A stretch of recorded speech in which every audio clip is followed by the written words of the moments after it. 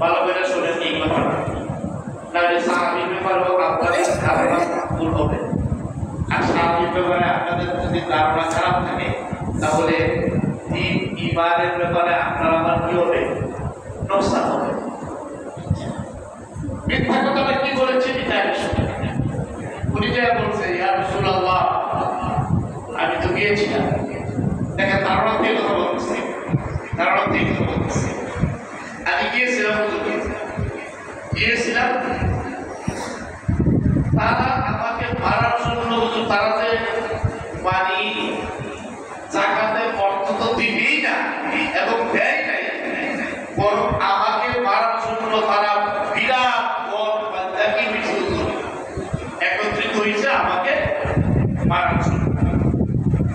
বুঝতে পারছেন? আচ্ছা, আল্লাহ রাসূল সাল্লাল্লাহু আলাইহি ওয়াসাল্লামের কাছে যখন আয়েশা এই ঘটনা খালিদ ওয়ালিদ ইবনে উকবা বললেন, আল্লাহ রাসূল চিন্তা করলেন হারিস ইবনে মেরা যিনি ওই বনি মুস্তানি পুত্রের কি সন্তান, তিনি তো ওয়াদা দিয়ে গেছেন আল্লাহ রাসূলের কাছে। আর এদিকে ওয়ালিদ ইবনে উকবা বলেছে, হুজুর তারা তো যাকাতের টাকা দেয়ই নাই, উল্টা আমাকে মারার জন্য সবাই দল বাঁধা গিয়েছে পুত্রের সন্তানটা রাস্তার মধ্যে রেডি হয়েছে। আচ্ছা, কথাটা কি আসলে বাস্তব সম্মত সত্য না ওনার ধারণা প্রসূত? ওনার ধারণা প্রসূত। এই ধারণা বুঝে যায় উনি কি করছেন, এই কথাটা বলছেন। তাহলে একটা ধারণা করছেন, আবার সাথে সাথে আবার কি দিচ্ছে, মিথ্যাও লিখছে। আচ্ছা, আল্লাহ রাসূল এই জায়গায় আপনি আর আমি দুই দিন কি কাজটা করতাম, কি ব্যাপার?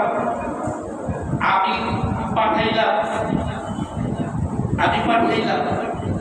আমার সাথে সে ওয়াদা দিয়ে গেল, এরপরে আমার প্রতিনিধিকে টাকা তো দিলই না, উল্টা মারার জন্য দল বাজার সব রেডি হয়েছে। কিশোর গ্যাং, তারপরে কি বলে যুবক গ্যাং, যুবক গ্যাং আছে সব কি বলে বর্তমান পরিস্থিতি এরকমই। আল্লাহ রাসূল কি করছেন দেখেন, আমাদের জন্য সহজ। আল্লাহ রাসূল কি করেছেন? আল্লাহ রাসূল ওনার এই সংবাদটা কিভাবে গ্রহণ করছেন এইটার সহজ। উনি যে কথাটা বলছেন আল্লাহ রাসূল জানেন এই কথার ভিতরে শব্দ হতে পারে, কি হতে পারে, কিন্তু বলতে পারে। আল্লাহ রাসূল হযরত খালিদ বিন ওয়ালিদ রাদিয়াল্লাহু তাআলা আনহু যিনি সেনাপতি, জীবনে কোনো কি যুদ্ধে উনি পরাজয় বরণ করেন, ওনাকে ডাকছে, তাইকে বলেন একদল মুজাহিদ নিয়াত বিজয়ী, তাদের পুত্রে পৌঁছার আগে একটা নিরাপদ জায়গায় তোমরা অবস্থান করো, রাতের অন্ধকারে অথবা দিবসে সাধারণ বেশি কয়েকজন গোয়েন্দা বিভাগের সদস্য ওই পুত্রের মধ্যে পাঠায় দেয়, গোয়েন্দা বিভাগের সদস্য পাঠায় দেয়। গোয়েন্দাদেরকে বলবা তাদের প্রকৃত অবস্থা তারা যেন সেখান থেকে সংগ্রহ করে সংগ্রহ করে আসে।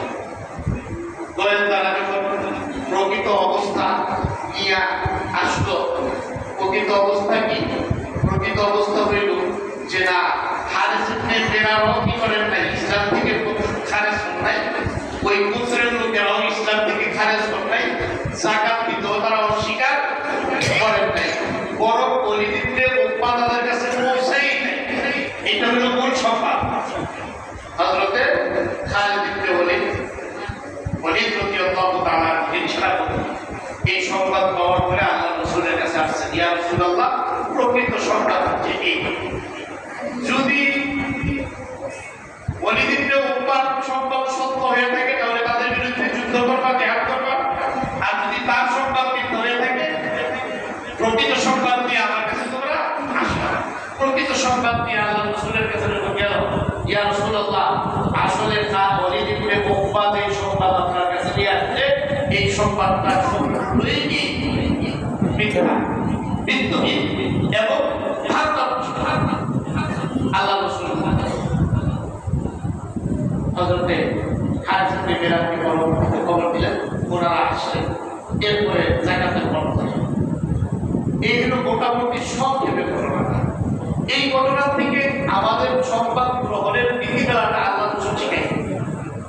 সংবাদ গ্রহণের নীতিমালা আল্লাহ রাসূল শিক্ষা দিয়েছেন যে যেই সংবাদটা ওয়ালিদ ইবনে উকবা আয়েশা আল্লাহ রাসূলের কাছে বলল মিথ্যা কথাটা, তাইলে বলছেন তিনি উনি সাহাবী, বলছেন তিনি কি ভালো করে বুঝেন, এখানে বোঝার ব্যাপার আছে। যিনি বলছেন তিনি সাহাবী, প্রশ্ন হইল সাহাবী কি মিথ্যা কথা বলতে পারে? জবাব দিল সাহাবীও মিথ্যা কথা বলতে পারে।